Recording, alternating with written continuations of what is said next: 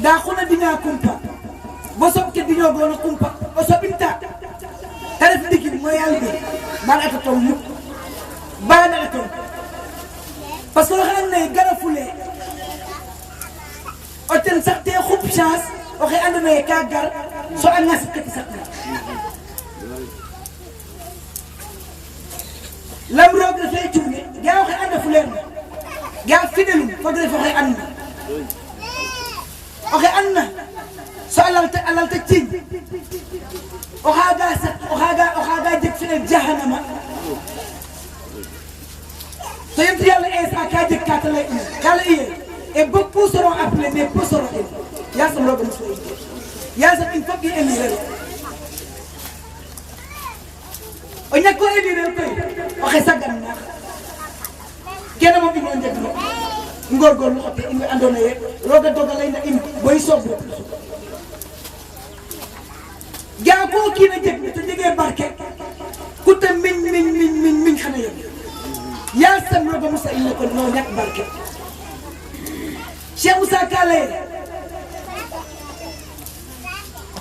e xo anduma a roog xu jaɓana xamana roog e bom andno a roog ba ƴut e xu jaɓana xama e xam ɓis'uma roog e bo fad e o jaamo jaamo xu xonna rooga rafet so kolere ne yoq me kolere nene koyo lay me te ref tige ime ngimbe ki noon ne ande ga kolere xu jegeeruna refino gor na roog xu jegeerna kolere rek oxe baat moof ma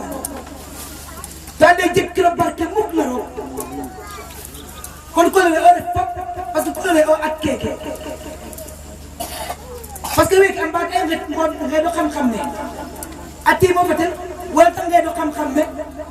ka o xe coxna men ka wagat no jab waga ten no jab a an mi to a let den yonkateno oxe an nuna a den nda ga kolere te reer no fo sang ne ten te reer no fo sang ne ten kon kolere nene itam we andona ye tamit ka njaɓano sanke meke fatam ndefu kolere nene parce que roog ka ref den kolere xu ñaag me tere ko jeg barke xu jeg na xes na ba jeg barke yaqoon katino bo faaw kon yasam rooga tega in na def barke ginaaw le in jeg no leer na in way siyaare o nuun laye ke mbug na lay fop sax oxe lay layam daal yasam rooga barke ñu ngi ziyaaraat bu baax suñu kër ñu ngi bëgg waat di santaat yàlla ci yéen di ndokkeelaat yàlla ci yéen di dagaanu borom bi yàlla ñu saxal ci pays bi yàlla yàlla saxal ci pays bi ñun la démb ñun la barki démb ñun la tey kon yàlla barke yàlla barke jërëjëf Guèye Baye Modou dégg nañ leen bu baax di sant yàlla bu baax nag wax dëgg yàlla ci bés bii nga xam ne moom ngeen ma tuddee ma koy sant yàlla bu